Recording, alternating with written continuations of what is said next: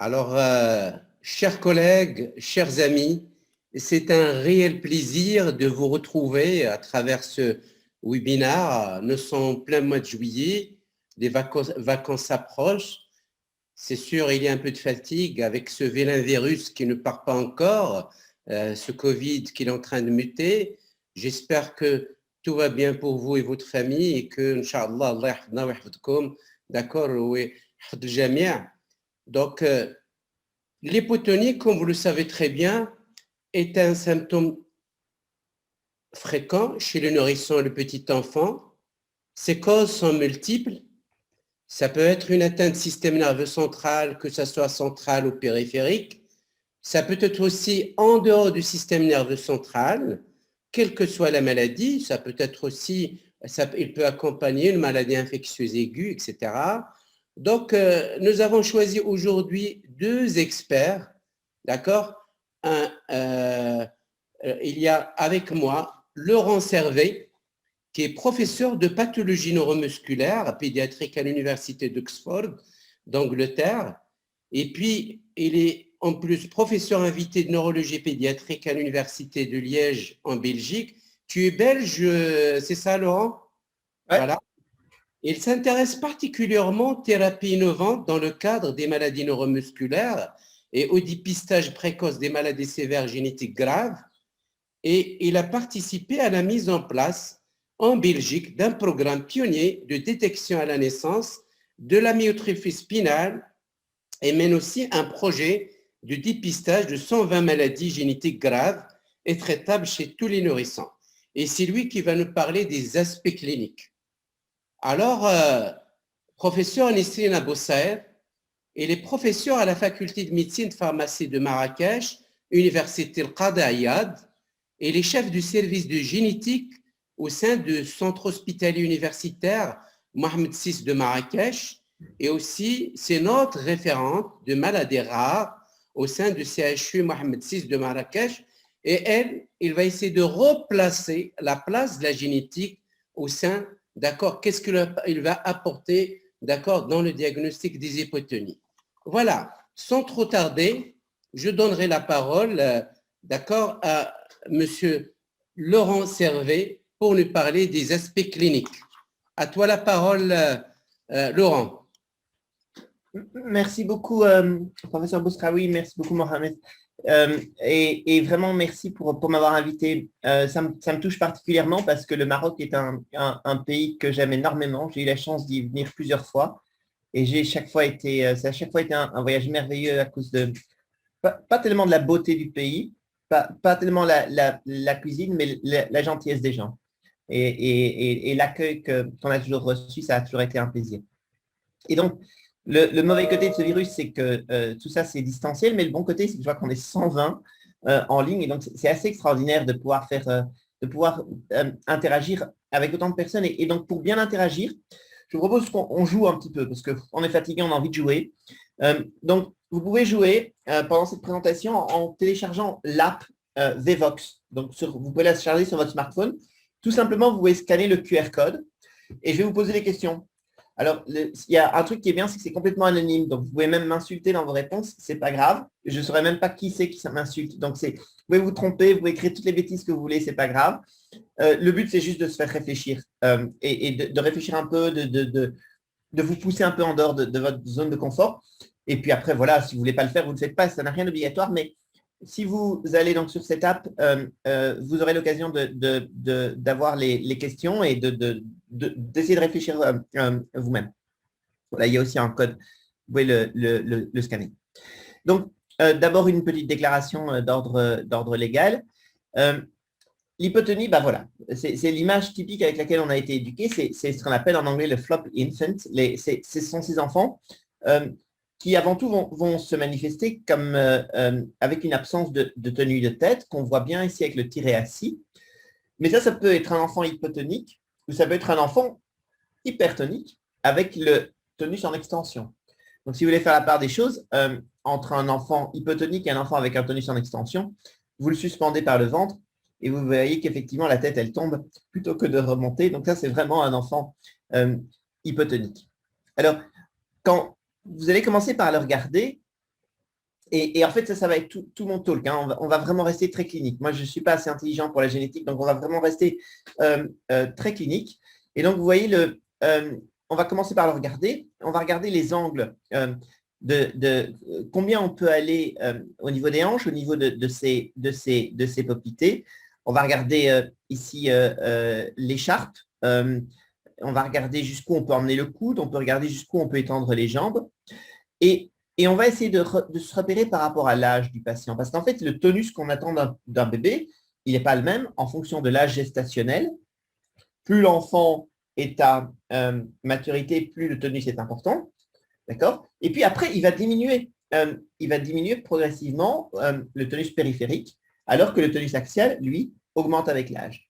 Donc, il faut qu'on ait observé pas mal d'enfants normaux et d'enfants en bonne santé pour pouvoir se faire un peu une idée de ce qui est normal et de ce qui l'est pas. Parce que ça, c'est vraiment la toute première chose, c'est de se dire est-ce que c'est un problème ou pas, et de pouvoir le comparer avec son propre examen clinique à force d'en avoir examiné. Et puis, on va intégrer ce tonus avec un certain nombre d'autres choses, donc notamment les réflexes moteurs, les automatismes moteurs, que je ne vais pas refaire un cours de pédiatrie générale, mais ça va nous permettre d'apprécier une chose, c'est ce qu'on parle d'une hypotonie centrale ou d'une hypotonie périphérique. Et donc, moi, si je suis appelé à 2 heures du matin pour un enfant hypotonique en salle d'accouchement ou à la maternité, la première chose, avant de réfléchir, je me dis est-ce que c'est pas une anoxo-ischémie? Et ça, c'est vraiment la première cause chez le nouveau-né d'hypotonie. Et avant de penser à tout un tas de trucs très, très compliqués, est-ce que c'est pas une anoxo-ischémie? Est-ce que c'est pas une hypoglycémie? Et mieux vaut le savoir parce qu'il y a un traitement. Est-ce que c'est pas une infection? Mieux vaut le savoir parce qu'il y a un traitement.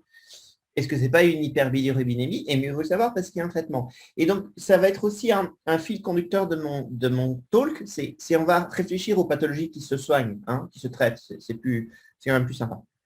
Alors, une anoxo-ischémie, on va se poser la question à l'anamnèse. Une hypoglycémie, on va faire simplement un dextro. L'infection, c'est l'examen clinique. Comment il est? En fait, l'enfant, est-ce qu'il est gris? Est-ce qu'il a un temps de recoloration cutanée? On va faire une biocontrôle et l'hyperbilirubinémie, c'est la même chose.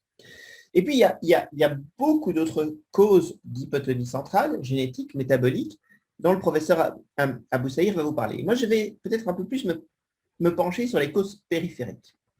Alors, c'est quoi une cause périphérique? C'est une cause qui commence entre le motoneurone de la corne alpha, qui peut toucher le nerf, la jonction neuromusculaire, le muscle, et qui va toucher une de ces composantes de l'arc réflexe. Ça, ce sont les causes périphériques. Donc, normalement, l'intelligence est normale. C'est vraiment périphérique. Vous n'aurez pas de signes pyramidaux, forcément, et vous avez une intelligence normale. Et donc, le premier indice, ça va être dans les yeux. Vous allez regarder votre enfant dans les yeux. Et donc, on va faire notre premier petit test.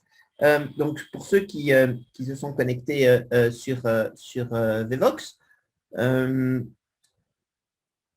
alors, un enfant normal à la naissance présente un excellent contact et un excellent suivi, mais une hypotonie axiale et proximale qui évolue rapidement en quelques semaines.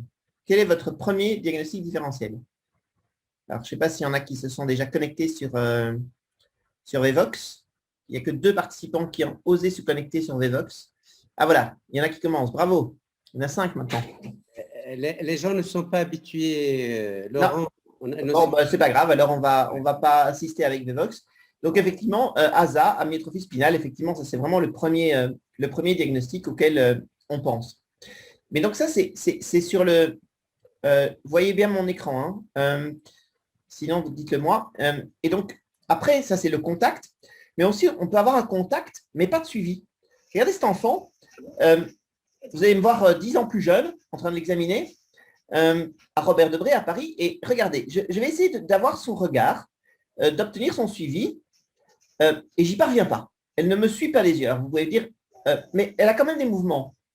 Et regardez, elle a des mouvements juste quand je mets mon visage pile en face d'elle. Tac. Voilà. Et mon marteau, regardez, si je mets mon marteau pile en face d'elle, hop, elle va le chercher. Mais par contre, elle ne bouge pas les yeux. Elle a un bon contact, elle a un excellent contact. Elle ne demande qu'une chose, c'est de rentrer en mouvement. Elle veut rentrer en mouvement. Dès qu'elle voit quelque chose qui bouge dans son champ de vision, elle est intéressée, mais elle ne suit pas des yeux. Et donc, elle n'est pas encéphalopathe, elle n'a pas saigné dans son crâne. Elle a une ophtalmoplégie. Et ça peut déjà vous aider à poser le diagnostic. On va en parler. C'est typiquement une myasthénie congénitale. Et si vous avez le même enfant, sauf que c'est un garçon, qu'il a de grosses difficultés respiratoires, qu'il a un visage très allongé comme celui-là, vous pouvez déjà avoir le diagnostic. Il a une ophtalmoplégie sévère, c'est un garçon, il a une déficience respiratoire, il a un long visage allongé, c'est typiquement une myopathie myotubulaire liée à l'X, et là aussi, ça se soigne. Et là aussi, ça peut potentiellement même se guérir. Mais ça passe par le diagnostic. Et le diagnostic, vous avez vu, ce n'est pas des biopsies musculaires, ce n'est pas des IRM, ce n'est pas de la génétique très compliquée, c'est de la clinique. C'est la clinique sur base du visage de l'enfant et de son regard. Ça, c'est aussi une belle histoire. Et un enfant qui a des grosses difficultés respiratoires et qui, en fait, quand elle suce sa tétine, il y a un ptosis qui apparaît. Et ça, on sait ce que c'est, ça s'appelle un signe de Marcus-Gunn.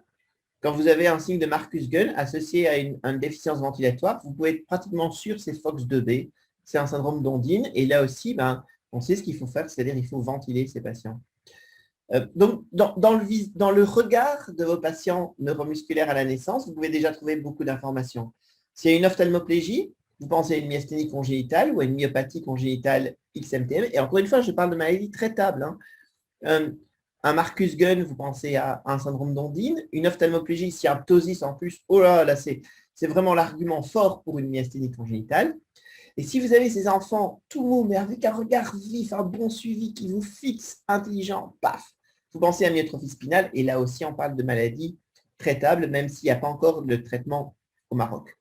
Alors, j'avais trouvé, après avoir regardé les yeux, regardons la langue. Très important, la langue.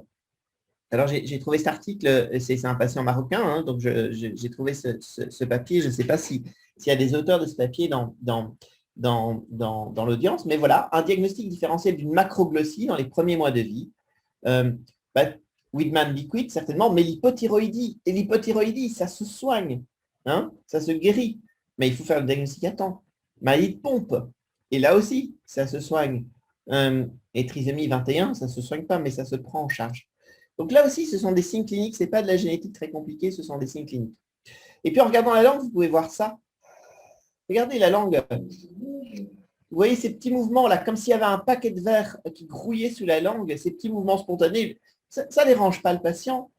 Ça s'appelle des fasciculations linguales. Et ça, c'est typique de la dénervation. C'est un signe de dénervation. C'est un signe clinique, ces fasciculations, que vous allez voir pratiquement toujours dans les formes précoces d'amyotrophie spinale. Et quand vous voyez ces fasciculations, vous avez 95 chances sur 100 que ce soit une amyotrophie spinale. Et le reste, ça peut être un Charcot-Marie congénital sévère avec des blocs de conduction. Je ne vais pas dire qu'on s'en fout, mais presque, parce que ce n'est pas traitable. Un SMARD, et là non plus, ce n'est pas traitable. Donc, ou un syndrome de Brown-Violetta-Vallar qui, lui, est traitable. Mais qu'on va voir chez les patients plus âgés avec surtout une hypotonie bulbaire.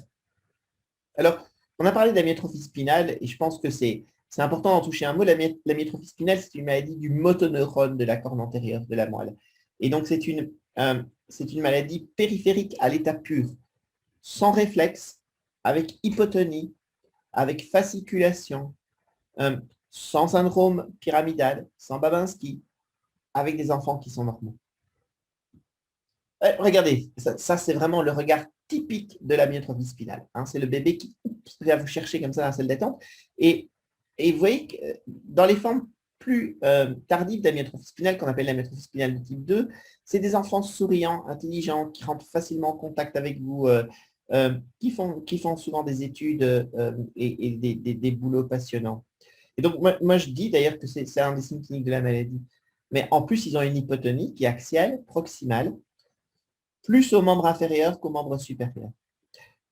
Aréflexie et fasciculation linguale. Ça, c'est vraiment la triade à vous mettre en tête. Hypotonie, aréflexie, fasciculation linguale. Si vous avez ces trois choses-là, vous pouvez penser à myétrophie spinale. Et encore une fois, vous avez vu, ce n'est pas des examens compliqués. Hein. Vous pouvez faire ça au milieu de rien du tout, poser un diagnostic d'amyotrophie spinale. Peu de rétraction et pas d'atteinte faciale. Alors, il y a un diagnostic différentiel. Imaginez, vous êtes de garde un jour à Marrakech et vous voyez arriver cet enfant qui vient avec une hypotonie importante, axiale, proximale, et il vient pour une infection aux urgences. Vous faites une radiothorax, vous voyez un petit foyer, mais pas de cardiomégalie. Il a des CK normales. Comme il a des fasciculations, vous pensez à ce médecin belge qui vous avait dit amyotrophie spinale. Et puis, comme vous avez besoin d'argent, vous refaites une garde 3 jours plus tard et vous voyez arriver aussi un enfant hypoténique avec des réflexes, mais vraiment très, très, très faibles. Vous dites encore une amyotrophie spinale. Mais non, parce qu'il n'a pas de fasciculation. Vous avez retenu qu'il fallait regarder la langue. Et la langue, il n'y a pas de fasciculation, mais elle est grosse. Elle est grosse. Et quand vous faites une radio du thorax, en fait, là, vous avez une cardiomégalie. Et lui, forcément, si vous avez la cardiomégalie, l'hypotonie et la macroglossie, ça va être un pompe, ça va être une maladie de pompe. Encore une fois, hein, avec des choses cliniques, en regardant votre patient, en faisant parfois simplement une radio du thorax ou un taux de CK, parce que les CPK seront normales dans la myétrophie spinale, elles seront un peu élevées dans le pompe. La myétrophie spinale, type 1, c'est-à-dire chez des patients qui commencent les symptômes avant 6 mois, c'est une maladie pratiquement toujours mortelle. Et les patients qui survivent sont des patients qui vont survivre avec un handicap très, très significatif. Il y a des formes atténuées, comme je l'ai dit, et ce qui est marrant, c'est qu'en fait, toutes les formes, quelles qu'elles soient, les atténuées ou les légères, elles ont la même mutation. C'est une délétion de l'exon 7 du gène SMN1. Alors, comment ça se fait que toutes les formes adultes ou les formes pédiatriques aient la même mutation? C'est parce qu'on a un autre gène qui s'appelle SMN2. Et pratiquement toujours, à cause d'une simple petite mutation dans l'exon 7, on n'a pas de protéine qui est lue à partir de l'ARN des SMN2. Ce qui veut dire qu'on en a quand même un petit peu, et en fonction du nombre de copies des SMN2, on aura plus de protéines SMN qui est produite. Et donc, typiquement, dans la forme la plus fréquente, qui est la SMA1, on n'a que 2 copies des SMN2. Dans la SMA2, où les symptômes commencent après 6 mois, mais avant 18 mois, on a 3 copies. Et dans la SMA3, où les symptômes commencent plus tard, on a souvent 4 copies. 95 fois sur 100, délétion homozygote de l'exon 7 et délétion hétérozygote sur un allèle et mutation sur l'autre. Alors, quelques petites choses à savoir. L'IMG n'est pas utile. Et à moins d'avoir vraiment un super bon électrophysiologiste, parfois même, il peut vous induire en erreur, parce qu'il peut même y avoir un petit décrément qui évoque une myasthénie. Mais le diagnostic, il est clinique. Vous ne laissez pas avoir. Parfois, les CPK peuvent même être légèrement augmentés. C'est un piège. Et si vous êtes convaincu, c'est toujours la clinique qui a raison. Ce n'est pas la génétique. Donc, si la génétique vous dit « Ah, je suis désolé, il n'y avait pas de délétion homozygote dans le gène SMN1. » Oui. Mais il y avait une délétion hétérozygote. Est-ce que vous avez séquencé l'autre allèle? Non. Séquencez-moi l'autre allèle. L'enfant, il est hypotonique. Il a une hypotonie axiale, proximale, plus grande au membre inférieur qu'au membre supérieur. Il a des fasciculations. Il a une aréflexie. Séquencez l'autre allèle et vous allez trouver la mutation sur l'autre allèle. Alors, la prise en charge, elle est compliquée. Hein. Ça implique le pneumologue, l'orthopédiste, la réadaptation, la nutrition, vaccination, suivi social. Évitez de faire comme les Russes, de donner 63 médicaments par jour qui ne servent à rien. Mais par contre, maintenant, on a des traitements pour la myétrophie spinale. Alors, vous aviez peut-être lu dans le New England en 2017 le nusinersen, qui est le médicament intratécal injectable. La même édition du New England, la thérapie génique avec One Shot. Et une autre édition du New England d'il y a quelques semaines sur la thérapie orale par un sirop. Et donc, voilà un exemple d'une petite fille qui a été traitée dans l'essai avec, comme vous voyez, tableau typique d'amyotrophie spinale, hypotonie proximale. Elle ne bouge pas ses membres inférieurs. Les seuls petits mouvements qu'elle a, c'est au niveau des membres supérieurs.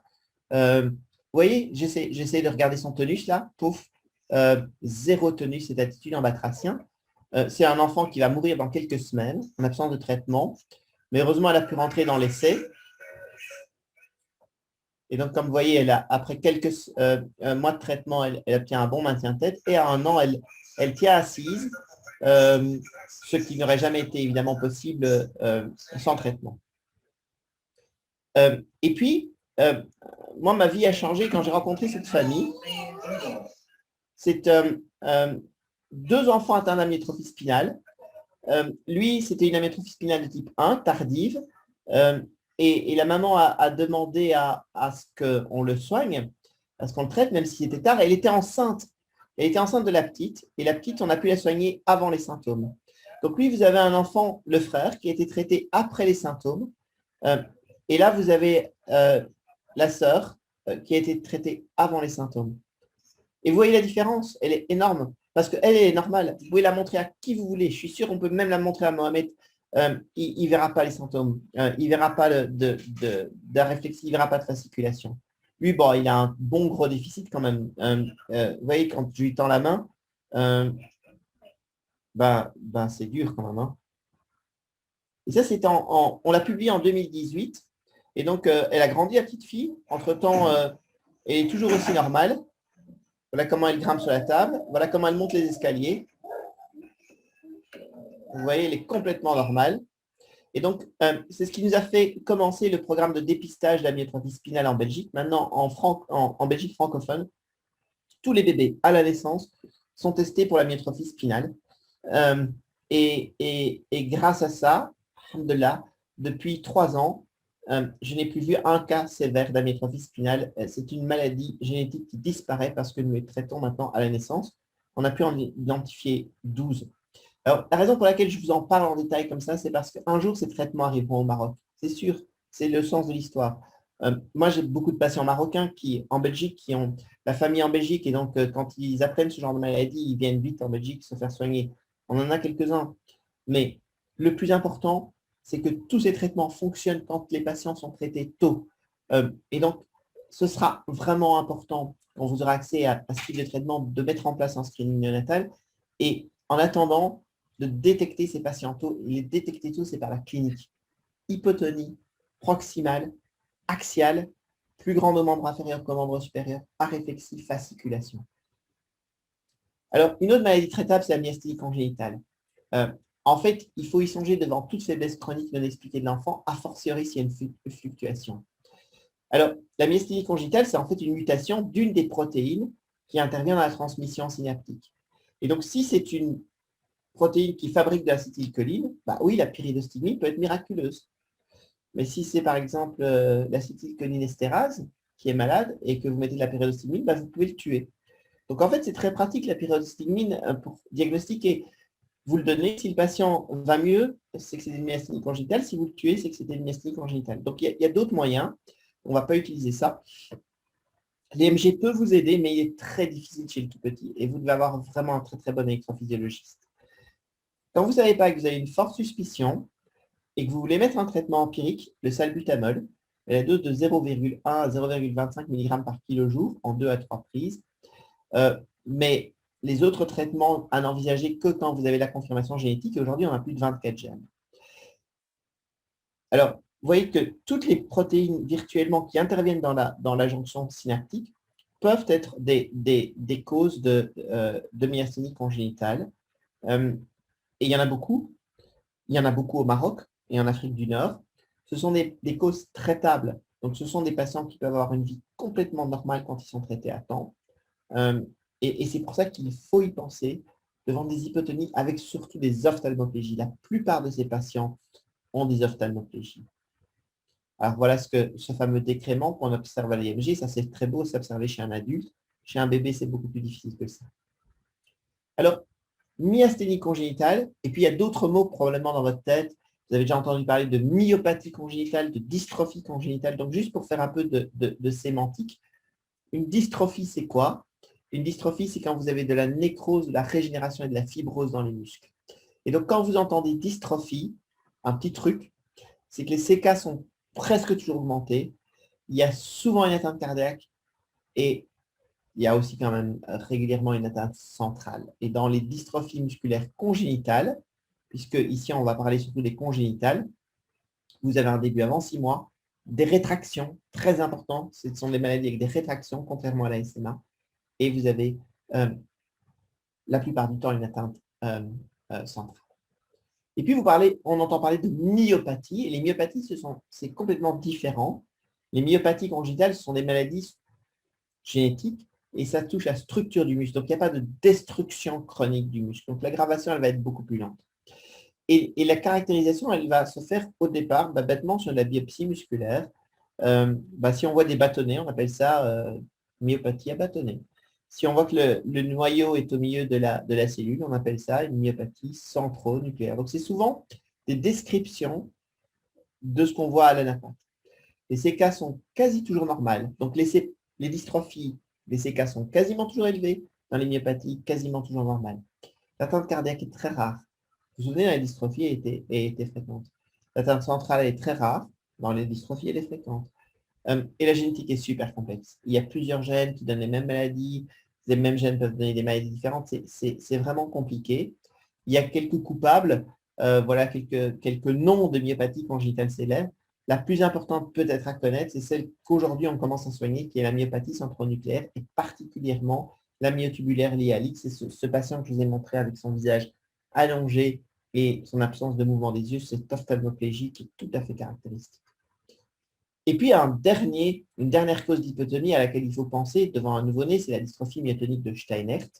Alors, c'est un peu moins fréquent en Afrique du Nord, mais j'ai quand même quelques patients marocains aussi avec une dystrophie de Steinert, donc ça existe. Les enjeux sont très variables selon les régions. Au Québec, ça peut être jusqu'à 1 sur 500 dans certaines régions. C'est une atteinte multisystémique avec une gravité qui est variable, mais chez l'enfant, il y a toujours un risque vital. Et en fait, c'est une maladie à tripler par évolution. Et donc, c'est toujours des histoires de famille. En fait, quand vous avez un enfant en réanimation qui a une hypotonie à cause d'un Steinert, c'est toujours une histoire familiale. Il y a toujours une maman, parce qu'en fait, ça se transmet par le papa et la maman, mais les formes sévères, ça passe toujours par la méiose féminine. L'expansion augmente pendant la méiose féminine et on a une calvitie, on a souvent des problèmes thyroïdiens chez la maman, une faiblesse distale. On peut avoir une calvitie, on peut avoir des troubles cardiaques dans la famille. On peut avoir un grand frère avec un retard intellectuel. Donc, il y a tout ce spectre phénotypique du Steinert. Donc, l'atteinte musculaire, myotonie, déficit distal, l'atteinte cardiaque, avec ses troubles du rythme, l'atteinte respiratoire, l'atteinte endocrinienne, avec une vieille hypothyroïdie, une histoire de diabète dans la famille, la cataracte très fréquente, la surdité cochléaire chez l'adulte, problèmes digestifs chroniques, la calvitie. Et puis surtout, ce sont des patients qui sont fatigués. Ils sont tout le temps fatigués, ils sont dépressifs, ils sont en retard, ils arrivent en retard à la consultation, ils ne sont pas lavés, c'est des patients qui se négligent un peu. Ils ont vraiment un profil neuropsychologique très, très, très, très particulier. Je ne vais pas rentrer dans la génétique, je ne suis pas assez malin pour expliquer ça, mais c'est vraiment une maladie à expansion d'un triplet qu'on appelle CTG dans le gène DMPK. Et on voit comme en fonction de la gravité, c'est en grande partie lié à ce nombre de répétitions qui va augmenter de génération en génération, surtout quand ça passe par la mère. Je ne vais pas rentrer dans le mécanisme, ce n'est pas important. La prise en charge des Steinert, elle est vraiment compliquée parce que ce n'est pas des patients faciles, c'est des familles entières. Et c'est une prise en charge vraiment pluridisciplinaire dans toute sa splendeur, avec la prise en charge musculaire, cardiaque, respiratoire, endocrine, ophtalmo, auditive, digestive, cutanée. Alors, quand on aime la médecine interne, le Steinert, c'est extraordinaire parce que ça touche à tout et ça demande une prise en charge vraiment par toutes les spécialités possibles et imaginables. Donc, un petit tableau pour vous résumer mes hypotonies. Une fois que vous avez exclu ces causes rapides d'hypotonie centrale avec l'anoxoïchémie, l'infection, l'hypoglycémie, l'hyperbilirubinémie, pensez aux causes périphériques quand votre enfant a un bon contact, quand il y a vraiment une dissociation entre l'hypotonie et le contact visuel que vous avez. Et n'oubliez pas que contact ne veut pas dire suivi. Un enfant peut avoir, comme la petite fille que je vous ai montré, un excellent contact, mais un très mauvais suivi s'il y a une ophtalmoplégie. Et l'ophtalmoplégie, quand vous la trouvez dans le cadre d'une hypotonie congénitale, ça doit vous faire penser à un truc, ça doit vous faire penser à la myasthénie congénitale, et c'est important parce que ça se soigne, ça doit vous faire penser à la myopathie congénitale, notamment celle liée, la myotubulaire liée à l'X, qui se soigne également. Quand vos yeux sont brillants, quand l'enfant entre en contact facilement, pensez à myotrophie spinale.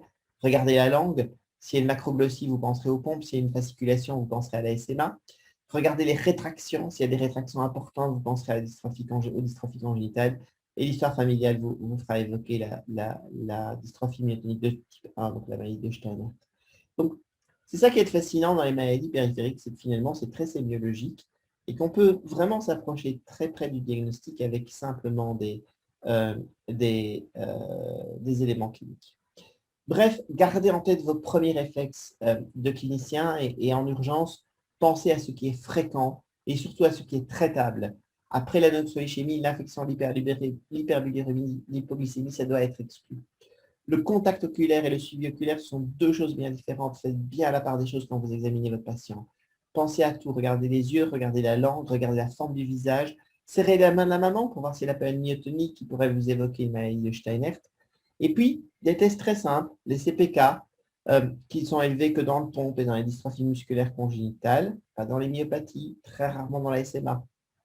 Les MG, c'est vraiment pas facile. Les MG des tout petits, vous devez vraiment avoir un excellent électrophysiologiste et il y a beaucoup de faux positifs et négatifs. Donc, soyez très critique par rapport à l'EMG, toujours très, très critique. Et en vrai, moi, je l'utilise que quand je pense à une myasthénie congénitale. Et encore, il faut vraiment que j'ai confiance dans la personne parce qu'autrement, je ne regarde même pas. Songez avant tout aux causes traitables. Ça ne sert à rien de se farcir l'esprit avec des causes pas traitables. La sémiologie est essentielle.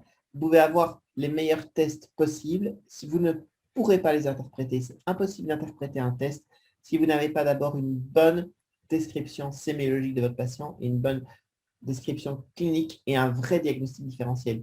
Même à l'époque de l'exome, même à l'époque des tests génétiques les plus poussés, la démarche diagnostique doit partir du patient et de la clinique avec des hypothèses. Et si vous n'avez pas d'hypothèse avant votre exome, vous allez avoir non pas des patients sans diagnostic, mais ce qui est plus grave, des patients avec des faux diagnostics. Parce que l'exome est très sensible, mais il est peu spécifique. Vous ne pourrez l'interpréter que si vous avez des hypothèses diagnostiques. Et finalement, le dépistage néonatal. Toutes ces pathologies ont un point commun, c'est que quand elles ont un traitement, le plus tôt, c'est le mieux. Et que quand les motoneurones sont morts à cause de l'amyotrophie spinale, il n'y a rien qui les fera revenir. Quand les muscles sont détruits par une maladie de pompe, c'est la même chose. Et songez-y, pour peu que vous ayez un quelconque pouvoir décisionnel, mais quand de nouvelles pathologies, de nouveaux traitements arrivent, songez à ce qu'ils soient le plus efficaces en diagnostiquant précocement les enfants. Et ça passe par deux choses. Ça passe par le diagnostic néonatal, le screening néonatal, qui est essentiel, et en plus par la connaissance clinique, le dépistage clinique des maladies. Parce que même quand on a un screening néonatal en place, on peut avoir des faux négatifs. Les patients avec des mutations ponctuelles qui sont rares dans la myotrophie spinale, on ne les attrape pas par screening néonatal et ça passe par une bonne connaissance de la sémiologie de base. Voilà, j'espère vous avoir convaincu. Et puis maintenant, moi, je vais me taire. J'ai écouté avec beaucoup d'intérêt toute la génétique qui est là derrière. Merci beaucoup pour votre attention. Merci beaucoup, professeur Laurent Servet. On va laisser notre ami collègue professeur Nisséna Bousser partager la présentation. Donc, en attendant, vous pouvez poser des questions sur le truc conversé. Nous pouvons recueillir vos questions, il n'y a pas de souci. Un grand merci, Laurent Servet. Je rappelle que vous êtes professeur de pathologie neuromusculaire pédiatrique à l'Université d'Oxford d'Angleterre et professeur invité de neurologie pédiatrique à l'Université de Liège en Belgique, et vous intéressez à beaucoup de thérapies innovantes et vous avez beaucoup de projets sur la myotrophie spinale.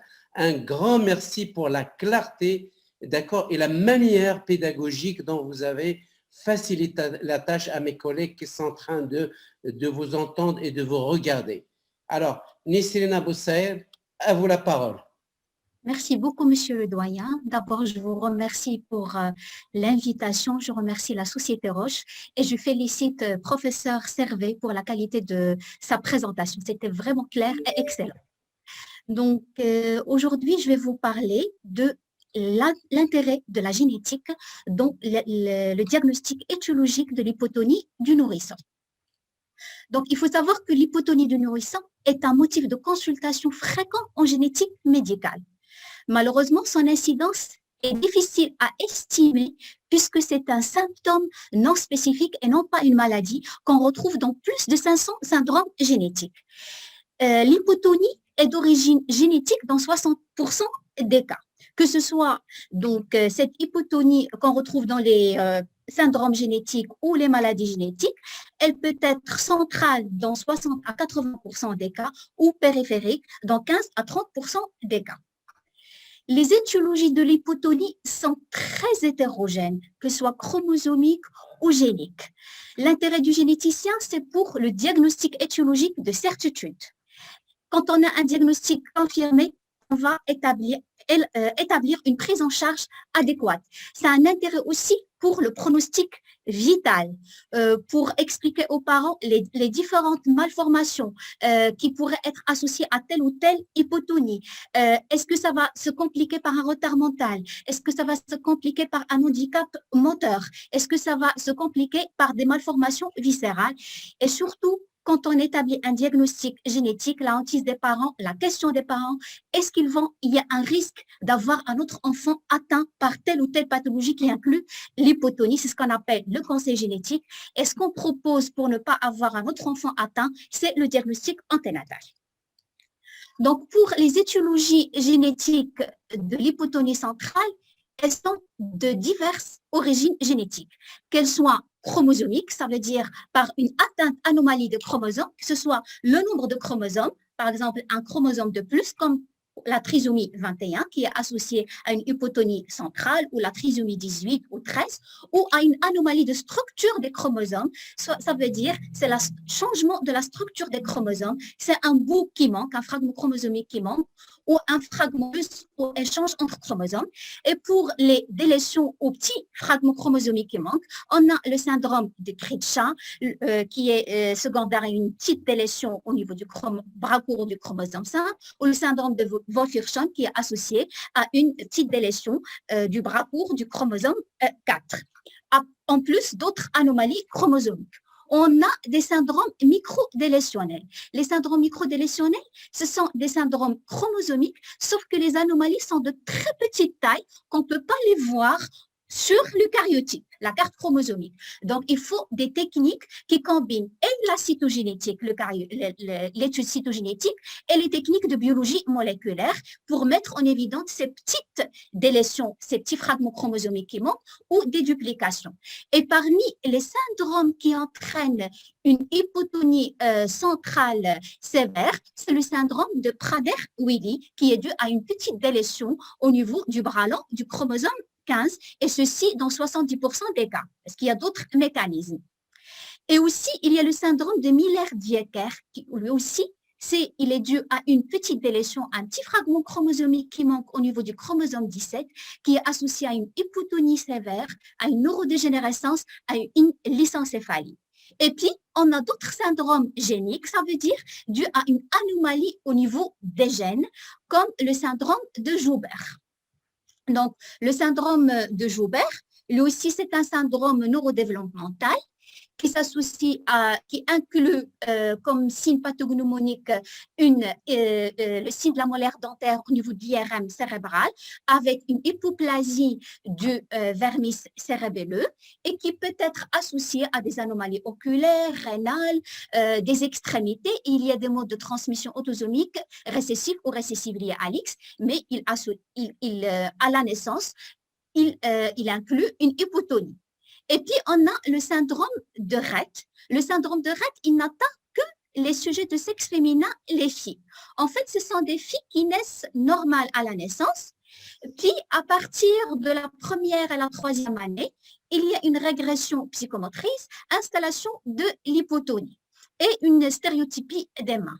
Et puis d'autres syndromes géniques comme le syndrome de Sotos qui inclut une hypotonie, une macrocéphalie et un retard de développement psychomoteur. Toujours dans les hypotonies d'origine centrale, on a les erreurs innées du métabolisme. Il y a toute une panoplie de de pathologies métaboliques.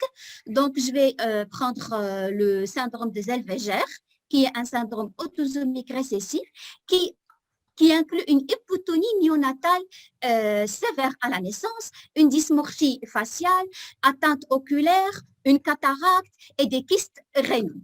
Puis aussi, on a le syndrome de Smith-Lepli-Opitz, qui est dû à un déficit en 7-dihydrocholestérol, anomalie du métabolisme du cholestérol. Et puis aussi, il a une dysmorphie caractéristique et une hypotonie et atteinte du système nerveux central. Et pour les autres hypotonies, pour les hypotonies périphériques, comme l'a bien expliqué professeur Servet, ça peut être soit une atteinte de la corne antérieure, soit une atteinte des nerfs, soit une atteinte de l'action neuromusculaire ou l'atteinte des nerfs périphériques. Donc, pour l'atteinte de la corne antérieure, j'insiste sur l'amyotrophie spinale infantile, puisque c'est une parmi les causes les plus fréquentes de l'hypotonie du nourrisson au Maroc. C'est ce qu'on constate dans notre pratique quotidienne. Et d'après un article publié par l'équipe de génétique de Rabat, ils ont pris des nourrissons hypotoniques au niveau de la néonate ou des services de pédiatrie.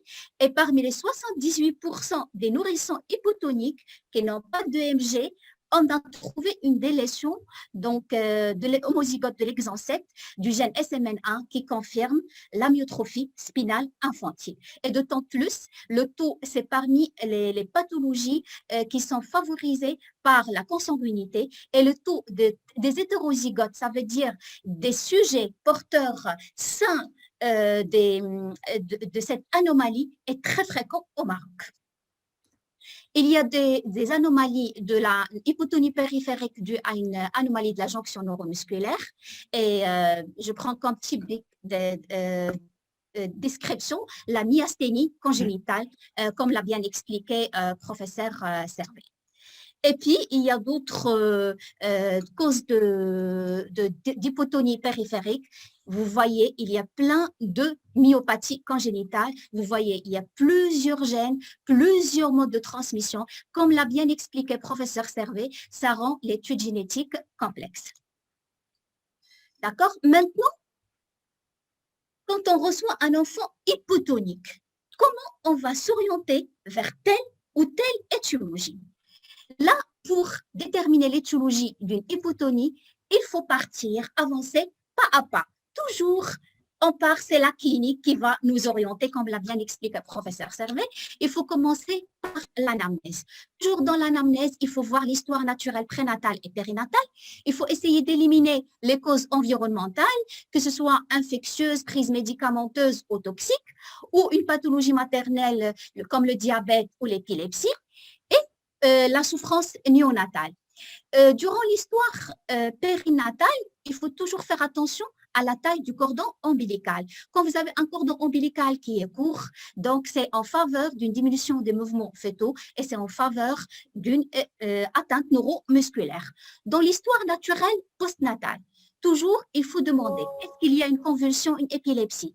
Est-ce qu'il y a une apnée? Une apnée avec une transmission autosomique récessive peut nous orienter vers un syndrome de Joubert. Est-ce qu'il y a une détresse respiratoire qui peut accompagner la myotrophie spinale infantile ou bien des troubles alimentaires? Par exemple, on a dans le syndrome de Prader-Willi, à partir de l'âge de 18, avant l'âge de 18 mois, l'enfant il a des difficultés alimentaires. Il n'arrive pas à s'alimenter, il est hypotrophe. Puis tout à coup, à partir du 18e mois, il y a une installation d'une boulimie qui va être à l'origine par la suite d'une obésité. Il faut toujours vérifier la progressivité de l'hypotonie. Est-ce que l'hypotonie n'était pas, est-ce qu'elle était néonatale? Est-ce qu'elle est progressive? La sévérité. Parfois, dans certains syndromes, comme le syndrome de Critcha, on a au départ une hypotonie. Puis par la suite, ça va se transformer en hypertonie. Et là, c'est très important pour l'orientation diagnostique. N'oublions pas aussi d'évaluer les acquisitions psychomotrices. Donc, toujours demander la chronologie. Est-ce qu'il y a un décalage, un retard? Et puis, l'intervalle libre. Il y a des enfants qui sont tout à fait normaux et puis à partir de 3 jours, à partir d'un mois, il y a une régression psychomotrice, installation de l'hypotonie. Par exemple, dans les erreurs innées du métabolisme, ou bien une régression psychomotrice, comme dans le syndrome de Rett. Bien sûr, en tant que généticien, il faut toujours dessiner l'arbre généalogique, voir est-ce qu'il y a des cas similaires. Par exemple, si il y a des antécédents de myotonie, donc par exemple dans la myotonie de Steiner, comme l'a bien expliqué le professeur Servet, il faut toujours tenir la main de la maman pour voir est-ce qu'elle est myotonique. Est-ce qu'il y a des antécédents, par exemple, de la maladie de Charcot-Marie-Tooth? Là, ça serait facile. On va directement vers le test génétique parce qu'on a des antécédents familiaux et en confrontation avec la clinique. Toujours vérifier est-ce qu'il y a une consanguinité, l'âge maternel parce que ça favorise les pathologies chromosomiques, l'âge paternel avancé, ça favorise les pathologies autosomiques dominantes. Est-ce qu'il y a des fausses couches? Ça peut nous orienter vers des anomalies chromosomiques. Est-ce qu'il y a des antécédents de décès de nourrissons ou de nouveau-nés qui peuvent nous orienter vers des erreurs innées du métabolisme? Donc, quand on dessine l'arbre généalogique, on va s'orienter soit donc pour les pathologies mendéliennes, ça veut dire qu'ils sont dus à des anomalies au niveau de l'ADN nucléaire, au niveau du noyau de la cellule. Donc, on a le mode de transmission autosomique récessif comme ce qu'on trouve dans l'amyotrophie spinale infantile. Dans ce cas-là, pour chaque gène, pour les gènes sur le chromosome non sexuel, les autosomes, on a une version paternelle qui provient de notre papa et l'autre qui provient de notre maman. Si on a les deux allèles, maternels et paternels, qui sont mutés, c'est ce qu'on appelle homozygote. Est-ce que c'est par exemple la délétion homozygote de l'exon 7 du gène SMN1 qui est impliqué dans 95 à 98% des cas de l'amyotrophie spinale infantile? On a des formes autosomiques dominantes, vous voyez en bas. Donc là, c'est un seul allèle qui est muté et l'autre allèle n'est pas muté. Mais le fait d'avoir un seul allèle qui porte l'anomalie génique est suffisant pour que la maladie se déclare. Et puis, on a d'autres pathologies qui se transmettent par le chromosome X. Donc, on a des anomalies au niveau du chromosome X. On a des anomalies récessives liées à l'X. Dans ce cas-là, c'est en général juste les garçons qui sont atteints parce qu'ils ont un seul chromosome X. Et puis, on a des formes, donc pour la transmission récessive liée à l'X, c'est comme ce qu'on trouve dans le syndrome de Menkes, qui est une anomalie du métabolisme du cuivre et qui s'accompagne d'une hypotonie. Et puis, on a la forme en haut, dominant liée à l'X. Donc là, ça atteint aussi bien les filles que les garçons. Et parfois, c'est le cas, par exemple, du syndrome de Rett à transmission dominante liée à l'X. Et puis, il ne faut pas oublier l'ADN mitochondrial qui est au niveau du cytoplasme de la cellule. Donc, on a des maladies qui sont dues à des anomalies au niveau de l'ADN mitochondrial et non pas nucléaire. Et dans ce cas-là, ce sont les mamans qui transmettent la maladie aux enfants et non pas les papas. Donc, après avoir effectué l'arbre généalogique, on va s'orienter vers tel ou tel mode de transmission et c'est très important pour s'orienter vers l'étude de tel ou tel gène. Bien sûr, il faut compléter par une étude clinique. Et là, pour les hypotonies, surtout les hypotonies d'origine centrale, il faut toujours voir est-ce que l'hypotonie est associée ou non à une dysmorphie faciale, à une anomalie de morphologie de la face. Donc, pour l'examen dysmorphologique, donc on divise le visage en 3 étages, étage supérieur, moyen, inférieur. Et on va voir, par exemple, dans l'étage supérieur, l'aspect des cheveux, est-ce qu'ils sont clairsemés, est-ce qu'il y a, par exemple, des fils argentés, des pigmentés qui peuvent nous orienter vers une maladie de Menkes. Voir aussi le front, est-ce qu'il est haut, est-ce qu'il y a des bosses frontales, voir l'étage moyen qui comprend les yeux, le nez, voir est-ce qu'il y a un écart, par exemple, entre les yeux, c'est ce qu'on appelle hypertolorisme, voir l'aspect du nez, et puis dans l'étage inférieur, il faut voir la bouche, est-ce qu'elle est petite, microstomie, grande, macrostomie, ne pas oublier surtout la cavité buccale, l'examen de la cavité buccale. Donc, par exemple, quand vous voyez la langue, s'il y a a une macroglossie, ça peut nous orienter vers une maladie de pompe en association avec d'autres éléments d'orientation clinique. Les fasciculations, comme l'a bien expliqué professeur Servet, ça oriente vers une amyotrophie spinale infantile. Et aussi le menton, est-ce qu'il est petit? Est-ce qu'il est d'orientation postérieure aussi, par exemple, le rétrognatisme. Donc, tous ces éléments de la dysmorphie, ils peuvent, rien qu'avec la dysmorphie faciale, on peut s'orienter vers tel ou tel diagnostic et bien sûr, par conséquent, s'orienter vers tel ou tel test génétique. On va prendre des exemples. Par exemple, la photo A, donc là, c'est typique. C'est un enfant trisomique, un nourrisson trisomique 21. Là, pour la photo B, vous voyez, c'est une fillette qui a un visage arrondi lunaire, un écart entre les yeux, hypertellorisme, hypercanthus, une petite bouche. Là, c'est un syndrome de Critcha, donc pathologie chromosomique. Et puis là, on a un enfant, donc la photo C, qui a une microcéphalie et vous avez un sené là en forme de casque, en casque de guerrier grec. Donc, cet enfant-là, cet nourrisson a également un retard de croissance intra-utérin et une pathologie malformative. Donc, ça nous oriente vers un syndrome de Wolff-Hirschhorn par pression du bras court du chromosome 4. Et là, la photo D, vous voyez une rétraction bitemporale,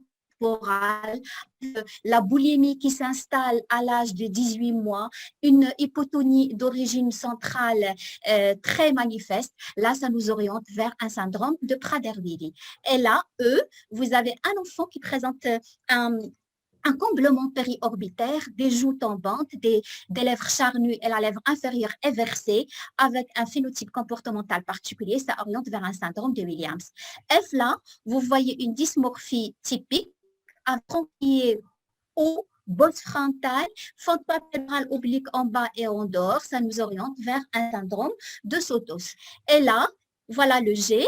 Donc, vous avez un enfant qui présente une dysmorphie caractéristique avec les narines antéversées, ptosis et des syndactylies. Et là, pour la dysmorphie, il ne faut jamais oublier les extrémités. Voir est-ce qu'il y a syndactylie, des doigts qui manquent, des doigts de plus, parce que ça nous oriente vers tel ou tel diagnostic.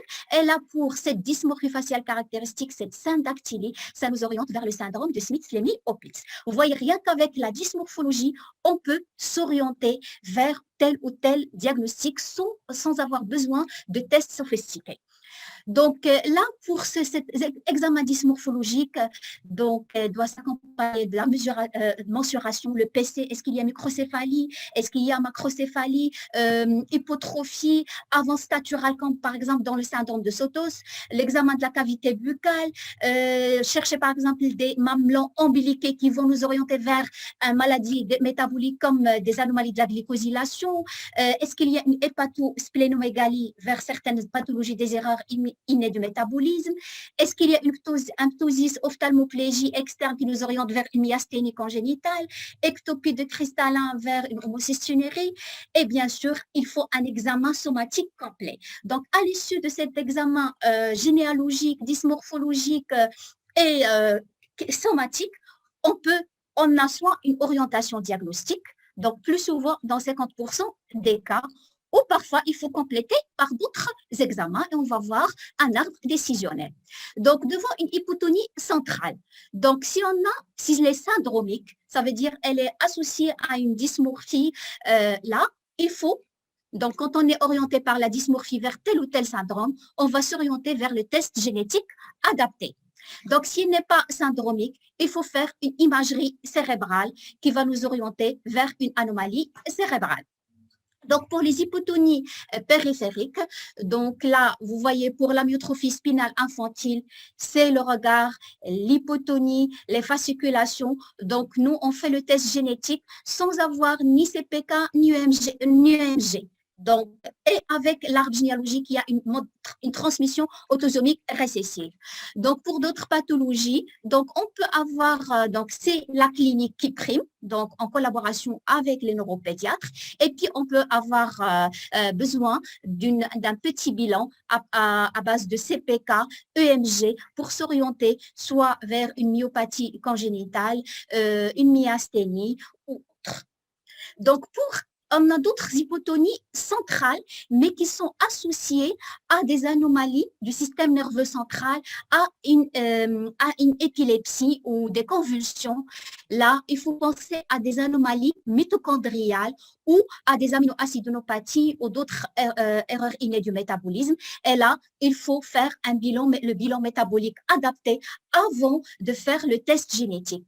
Donc, quand on a par exemple une hypotonie associée à une atteinte multisystémique, cataracte, cardiomégalie, hépatomégalie, kyste au niveau du rein, lipodystrophie, il faut voir les désordres, les désordres concernant les molécules complexes. Et là aussi, donc en fonction du bilan, on va s'orienter vers tel ou tel diagnostic et par la suite confirmé par le diagnostic génétique pour le conseil génétique et un éventuel diagnostic anténatal. Donc maintenant, pour les tests génétiques, comme je vous l'ai dit, il y a des tests génétiques qui cherchent les anomalies chromosomiques, soit de nombre ou de structure, c'est le karyotype.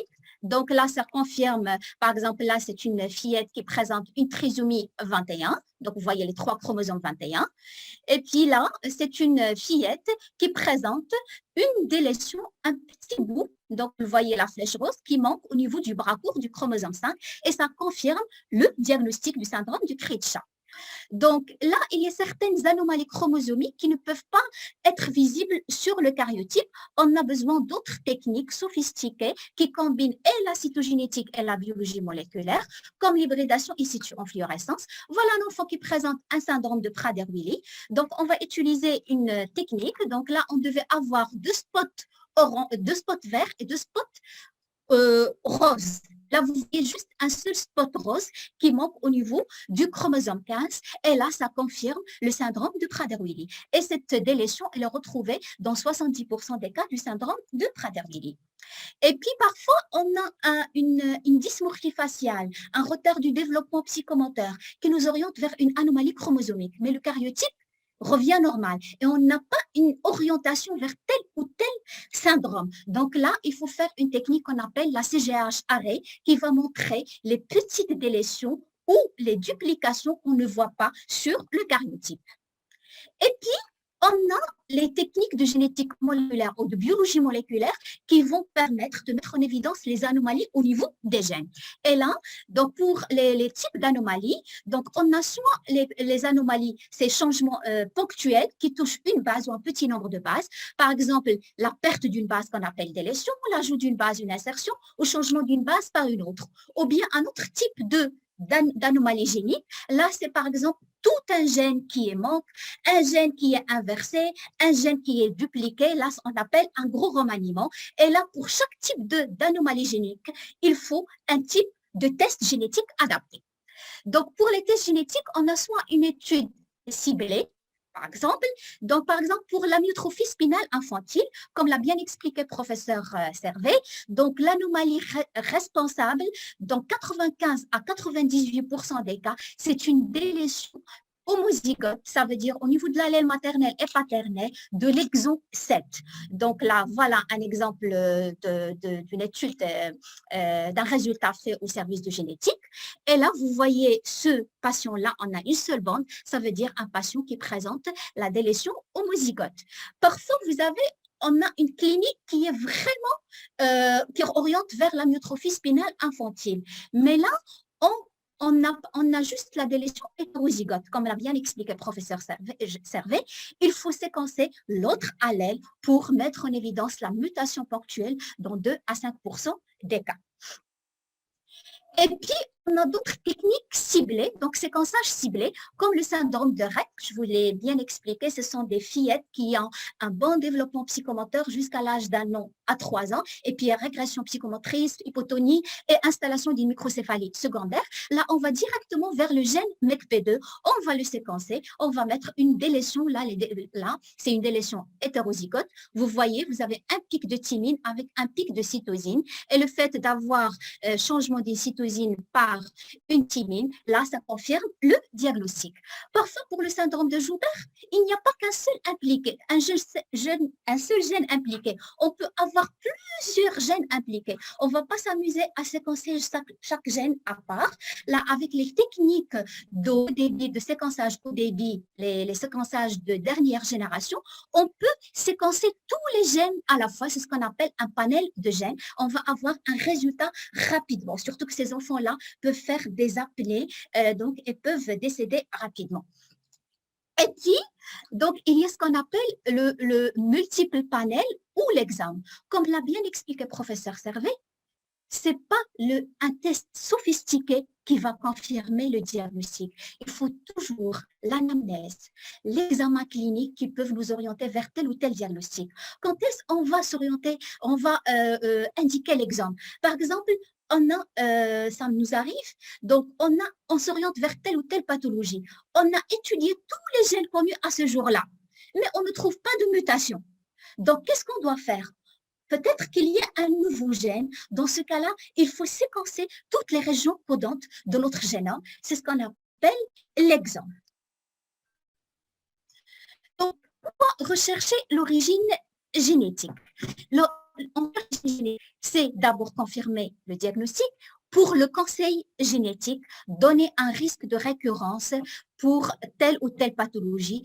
Et là, ce risque de récurrence, il va de est-ce que c'est une pathologie chromosomique de l'anomalie, est-ce que c'est une pathologie génique, est-ce qu'elle est mendélienne de type de mode de transmission autosomique récessive, autosomique dominant, dominant lié à l'X ou récessive lié à l'X, ou c'est une pathologie, mais aussi pour pouvoir proposer un diagnostic ou un diagnostic pré-implantatoire pour les couples qui le souhaitent.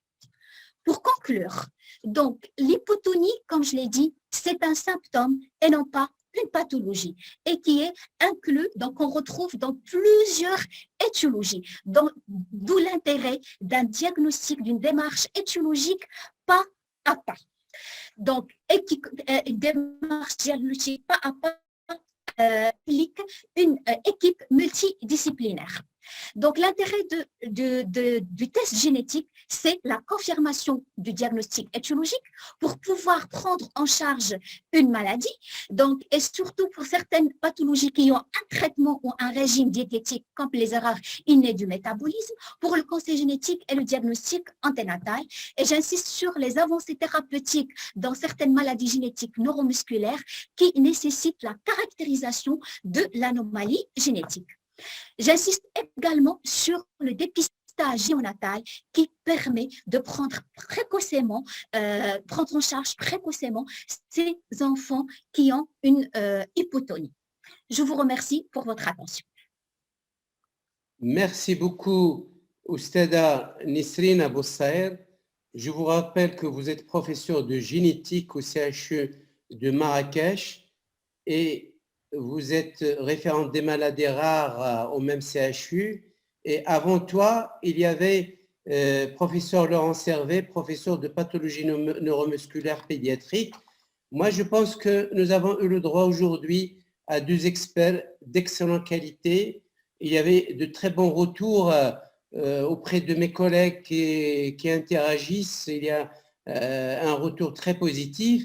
Je pense que les questions, tu as répondu à l'essentiel, Laurent, d'accord, mais ce n'est pas grave, je vais voir s'il y a des questions qu'on peut répéter. Sinon, c'est pas, est-ce que vous avez des échanges que vous pouvez faire entre vous, Laurent, Nisrine? Moi, j'ai toujours envie de vous titiller avec le screening néonatal. Il n'y a pas de screening néonatal du tout au Maroc? Non. Il n'y a pas de… Donc, il y avait des réunions pour mettre en place le dépistage néonatal, mais il n'est pas encore mis en place. Alors, il y a une question qu'on t'a posée. Je vais revenir sur certaines questions, même si tu as répondu, peut-être les collègues n'ont pas lu les questions. Pour les myopathies de Duchenne chez l'enfant, quelle est votre attitude thérapeutique? D'accord, hein? La dystrophie de Duchenne, donc…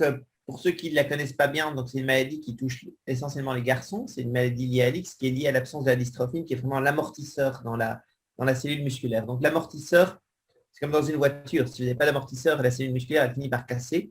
Elle va libérer toutes ces CPK. Donc, vous avez toujours des CPK très augmentés et un déficit au niveau d'abord des grosses masses musculaires. C'est des patients, des petits garçons qui vont se présenter avec des CPK augmentés.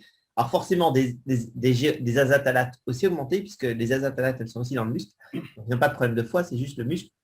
Ouais. Et qui, en plus, vont présenter une faiblesse. Donc, ils ne sont pas tellement hypotoniques, ils sont faibles, une faiblesse proximale, plutôt au membre inférieur, avec souvent une hyperlordose et des gros mollets. C'était souvent des patients qui se prennent avec des gros mollets. Alors, si on veut ralentir ce processus de destruction, on va souvent commencer les stéroïdes. Et moi, je suis de ceux qui les commencent relativement tôt. Donc, je commence vers 3 ans, les stéroïdes, et j'utilise plutôt le déflazacort, qui est plus efficace et qui a moins d'effets secondaires que la prénisone. Je commence à des doses très petites, parce que les stéroïdes, en fait, si vous les prescrivez correctement dans le Duchenne, pratiquement tous mes patients sont sous stéroïdes et restent plus de 5 ans sous stéroïdes. Les gens qui n'y croient pas aux stéroïdes, ils vous disent au bout d'un an, 90% vont arrêter. Oui, parce que si vous les prescrivez n'importe comment, 90% vont arrêter. Donc, il faut bien expliquer aux gens qu'on court un marathon, on court pas un marathon, on court un sprint. Donc, on commence doucement. On commence avec une goutte, on regarde comment l'enfant réagit, puis on augmente 2 gouttes, et puis on augmente progressivement, chouïa, jusqu'à 0,75 mg par kilo de déflazacort. Et surtout, on suit les effets secondaires. On donne les conseils diététiques. On explique qu'effectivement, l'enfant peut devenir plus nerveux. S'il est trop nerveux, on doit un peu diminuer les doses. On explique qu'il faut donner du calcium, de la vitamine D, il faut suivre les os de près pour éviter les fractures, suivre les yeux pour la cataracte. Donc, en vrai, c'est essentiel le traitement par stéroïdes. Ça a complètement bouleversé et transformé c'est actuellement le seul traitement qui marche. Hein. Il faut quand même appeler un chat un chat. Donc, oui, c'est très important. Alors, malheureusement, en France, et le Maroc est très influencé quand même par la France en termes de communication médicale, on va dire. Il y a eu il a fallu beaucoup de temps avant que les Français soient convaincus de donner des stéroïdes. Et on en donnait en Allemagne, au Japon, aux États-Unis, dans tous les pays sauf en France. Et moi, je travaillais 10 ans en France et on était vraiment les tout premiers à Paris avec Thomas Voigt à donner des stéroïdes, mais on était un peu seul au monde. Et donc maintenant, on commence, ça va mieux, mais c'est vrai que les Français ont mis énormément de temps à traiter leurs patients avec des stéroïdes. Parfait. Alors, il y a des questions qui se sont répétées sur le dépistage néonatal. Je pense une question à toi, Nisrine, et à Laurent. Hein? Est-ce qu'on peut clarifier vraiment, est-ce qu'on peut faire du dépistage néonatal là, hein? Pour les collègues, les pédiatres de cabinet, les pédiatres, voilà, ils veulent avoir un petit peu des orientations concernant ce sujet de dépistage. Alors, moi, je peux peut-être prendre la question.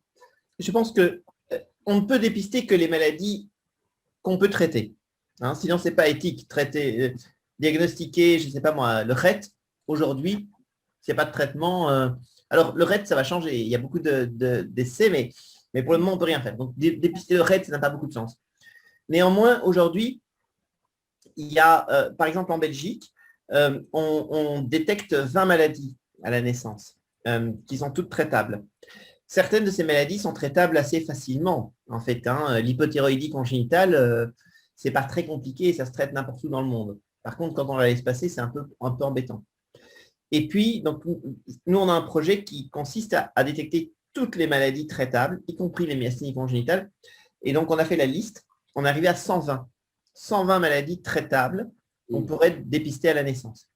Et donc, l'idée, on est sur un projet aussi d'essayer d'en faire bénéficier les autres pays où il n'y a pas le screening néonatal, et donc de proposer aux patients ou aux pédiatres qui sont intéressés de les détecter à Liège. Donc ça, c'est un projet auquel on est en train de réfléchir pour les personnes qui désirent bénéficier du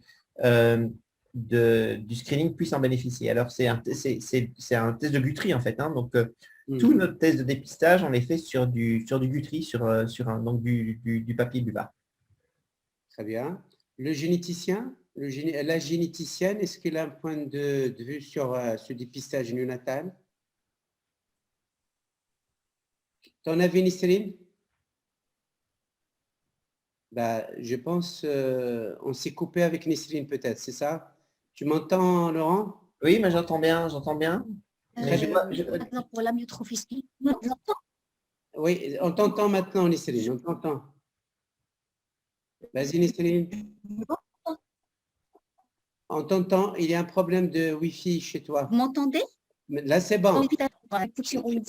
Pour les erreurs innées du métabolisme, je pense qu'il est temps d'instaurer le dépistage néonatal au Maroc. Peut-être il faut faire un tri au départ, voir les pathologies les plus fréquentes et commencer à les dépister en fonction des moyens financiers au Maroc. Ne serait-ce que l'hypothyroïdie. D'accord. Donc, par exemple, pour la myotrophie spinale infantile, on ne va pas parler de dépistage néonatal, surtout faire, par exemple, le diagnostic des hétérozygotes avant le mariage, donc en conceptionnel. C'est ça. Ce sera Très plus bien. dépistage, c'est diagnostic moléculaire des hétérozygotes. Oui. Donc, Alors, il n'y a pas de test chimique. Pardon? Donc, Oui. nous, on a ça en place en Belgique, le screening préconceptionnel. Alors, ça pose d'autres questions, évidemment. Hein. Donc, c'est d'autres questions éthiques, c'est d'autres… Oui. Ouais. Parfait. Je pense Mais que… par exemple, Oui. si on a d'autres cas dans la famille, entre cousins, ils vont mieux faire il y a des gens qui sont demandeurs, ils viennent avant le mariage, ils ont d'autres cas, ils sont demandeurs d'un diagnostic des hétérozygotes pour savoir est-ce qu'ils sont hétérozygotes ou pas. Très bien. Il y a une question. Je pense qu'en… Oui, vas-y, Nisrine, il y a un problème. Ça se coupe de ton côté, Nisrine. Alors, moi j'ai une question pratique. C'est que parfois les collègues se disent des questions sur les hypotonies transitoires parce qu'il y a des bébés qui ont des hypotonies discrètes et qui régressent après le 3e mois. Qu'est-ce que vous en pensez? Alors, c'est une vraie entité. Hein. C'est ce qu'on appelle l'hypotonie congénitale bénigne et transitoire du nourrisson. C'est vraiment une vraie entité. Ouais. Après, c'est un peu un diagnostic d'exclusion, mais ça passe avant tout, comme d'habitude, par la clinique. C'est-à-dire que ce sont des bébés qui sont hypotoniques, mais qui n'ont pas de signes neurologiques déficitaires. Ils ne sont pas déficitaires. Ils n'ont pas de latéralisation. Ils ont un bon contact. Ils sont autrement normaux. Ils sont juste mous, quoi. Donc, généralement, ils sont un peu gros. Comme ça, c'est des gros mous. Et ils mettent du temps. Hein. C'est des gros mous qui restent parfois bien mous, même à 5-6 ans, ils sont encore un peu mous, quoi. Mais la caractéristique, c'est qu'ils évoluent positivement tout le temps. Ils n'ont pas de signes neurologiques déficitaires. Ils n'ont pas de déficit intellectuel associé. Ils n'ont pas de macrocéphalie. Ils n'ont pas de microcéphalie. Ils n'ont pas de signes cutanés. Donc, c'est un peu un diagnostic d'exclusion. Mais c'est fréquent. Hein. Alors, on pense que ça peut être lié à des mutations dans des protéines musculaires qui sont exprimées en période néonatale ou voire prénatale et ces protéines ne sont pas exprimées après, donc ça disparaît. C'est l'hypothèse la plus fréquente. Comme on ne les cherche pas sur le plan génétique, une fois qu'on est convaincu que ces patients ne sont pas malades et qu'ils vont continuer à s'améliorer, on les suit gentiment et les choses rentrent dans l'ordre, mais parfois avec du temps, quoi. Et puis, il y en a un certain nombre d'entre eux, ça reste quand même des gros mous pendant des années jusqu'à ce qu'ils se marient, quoi. Ouais. Alors, une question pour toi, Nisrine. Dans le syndrome de Prader-Willi, l'hypotonie est-elle permanente? Si le diagnostic est précoce, existe-t-il un traitement précoce? Donc, c'est la rééducation. Hmm? C'est la rééducation psychomotrice, la rééducation motrice. Ouais, d'accord. Mais après, donc, dans la série, ils sont vraiment très hypotoniques à la naissance, quand ils sont nourrissants. Mais durant la petite enfance, on constate une régression de l'hypotonie. Ouais. Et comme il a dit professeur Servet, plus on est obèse, plus on est mou. Donc, quand on instaure une rééducation motrice, une rééducation nutritionnelle, donc l'hypotonie régresse. Parfait. Une question, je pense, pour toi, Laurent. Quelles sont les avancées thérapeutiques concernant la myopathie de Becker? Il n'y en a pas. On est encore dans des essais de phase 1, mais sans vraiment de gros rationnels. Et pour le moment, c'est standard de soins. Très bien. Alors, finalement, si on peut te dire, Nisrine, voilà, il y a le professeur Laurent Servet qui nous a fait l'aspect clinique. Lui, il est belge, il travaille à Londres. Et toi, tu as exposé la génétique, l'aspect génétique. Quelles sont les possibilités au Maroc d'exploration? Quelles sont les possibilités? Parce que les collègues, ils vont se poser des questions sur les possibilités au Maroc. Qu'est-ce qu'on peut faire pour une Donc, hypothèse au pour Maroc génétique? l'hypotonie pour les pays centrales, on a le test, par exemple, le karyotype se fait dans tous les laboratoires de génétique au Maroc. L'hybridation in situ en fluorescence également. Ouais. Pour l'étude de l'amyotrophie spinale infantile, la recherche de la microdélétion, elle se fait également dans tous les services, d'accord? Ouais. Dans tous les services du Maroc. Donc là, je parle de l'hypotonie du nourrisson, parce que j'ai des gens qui ont parlé de la myopathie Duchenne et Becker. Là, c'est à partir de l'âge 45 ans, c'est durant la petite enfance, sauf quelques rares cas précoces chez le nourrisson. Là aussi, le test, il se fait. Donc là, on attend, par exemple, on attend d'avoir un NGS au service pour pouvoir développer autre chose. Donc, pour le RET, on est en train de développer le séquençage de la mutation, de certaines mutations récurrentes. Pour le Prader-Willi, on fait l'étude par fiche et on est en train de développer la méthyle PCR. Et là, en fonction des Ça se coupe. Ouais. Ouais. pathologies, donc là, on découvre Ouais. Ça se coupe, Nisrine. et maintenant, en fonction de la demande qu'on a. Je partage avec mon portable. Là, je vais partager là. Est-ce que vous m'entendez maintenant, non? Si, on Oui ou entend non? très bien maintenant. Est-ce que vous m'entendez? Très bien, Oui. impeccable. Donc, je vous ai dit, d'accord. Le karyotype, l'hybridation in situ en fluorescence, l'étude du gène SMN1, ça se fait dans la plupart des services de génétique au Maroc. Donc, d'autres techniques, on les développe en fonction de la demande. Si je reçois un seul cas tous les 3-4 ans, c'est pas rentable pour le laboratoire. D'accord. Mais si, par exemple, je vois que j'ai un cas, ne serait-ce que par mois, d'une pathologie, on développe le test au fur et à mesure.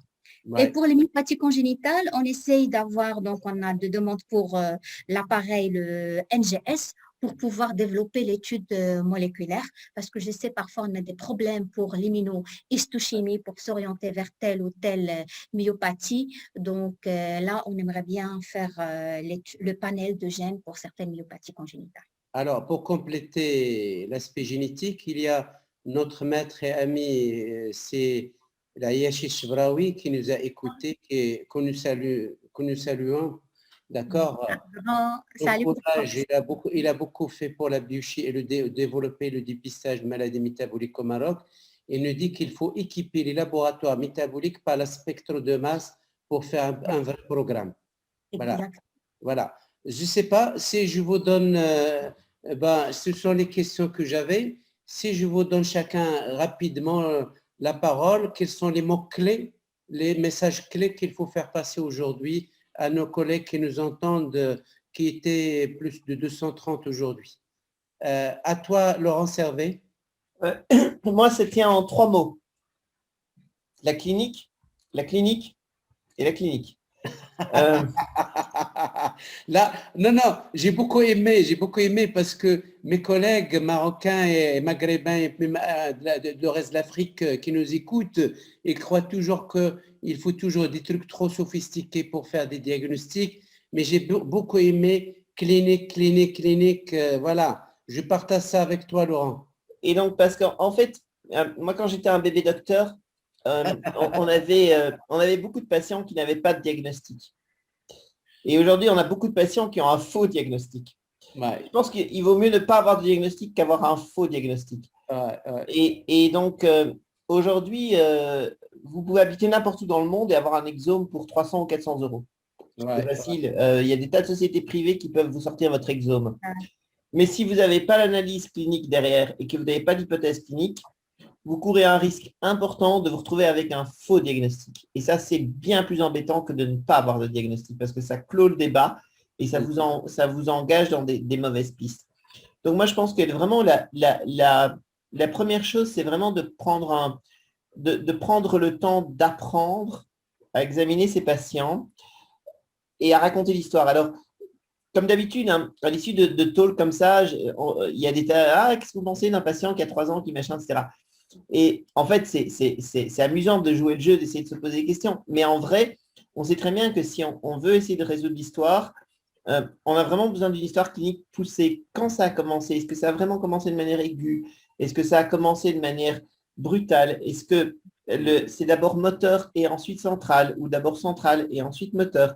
Et c'est toutes ces petites questions-là qui permettent, comme dans une enquête policière, de traquer le coupable et de ne plus avoir que 2 ou 3 coupables et puis de tirer à coup sûr. Et vraiment, moi, c'est quelque chose auquel je vous encourage parce que je pense qu'on a la possibilité, avec les collègues, où qu'ils soient dans le monde, maintenant, avec l'exome, mais aussi avec Zoom, avec Teams, avec tous les moyens, de faire à peu près la même médecine partout dans le monde, à part les produits super chers et pour le reste, je pense qu'on peut faire à peu près la même médecine partout dans le monde en termes de diagnostic et puis en termes de prise en charge. C'est faisable aussi. Nous, on a des tas de patients qui viennent de partout dans le monde et qui sont suivis à Liège, qui viennent une fois par an, une fois par 2 ans, quand on fait des diagnostics, des suivis remote. Mais ce n'est faisable et ce n'est possible qu'en partant de la clinique et en continuant à suivre correctement son patient. Et donc, moi, je suis passionné par les tests génétiques, par l'analyse, par la thérapie génique et par les thérapies innovantes. Mais en vrai, plus j'avance, plus je me rends compte qu'en fait, le frein principal à l'amélioration des soins pour les patients, c'est la qualité de la prise en charge clinique et du diagnostic clinique. Le reste, c'est facile. Merci beaucoup, Laurent. Nesrine, à toi la parole. Je rejoins professeur Servet sur ce point-là. Les avancées technologiques ne vont jamais remplacer l'expertise clinique. Donc, toujours, rien qu'avec l'anamnèse, un bon examen clinique, donc on va s'orienter vers tel ou tel diagnostic. On a plein de cas, donc plein de syndromes qu'on a diagnostiqués sans avoir fait de test génétique. Parfois, on n'a pas besoin d'aucun test pour déterminer telle ou telle étiologie.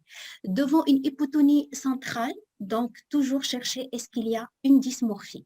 Donc, est-ce que c'est syndromique? Donc là, si c'est un syndrome, en fonction du syndrome qu'on va retrouver, on va s'orienter vers tel ou tel test génétique. Ou si on n'y a pas de syndrome, donc il faut faire une imagerie cérébrale pour voir est-ce qu'il y a une anomalie du système nerveux central. De même, si l'hypotonie centrale est associée à une atteinte multisystémique, là, il faut penser aux erreurs innées du métabolisme. Et toujours dans l'anamnèse, toujours chercher l'intervalle libre. Parfois, il y a des patients qui sont référés au service de génétique après avoir pris le rendez-vous et tout. Donc, on pouvait faire des diagnostics précédemment. Il y a certaines pathologies métaboliques qui ont un traitement, qui ont un régime diététique. Et parce que durant l'anamnèse, on n'a pas demandé est-ce qu'il y avait un intervalle libre avant l'installation des symptômes. Donc, il y a une errance diagnostique, il y a un retard du diagnostic.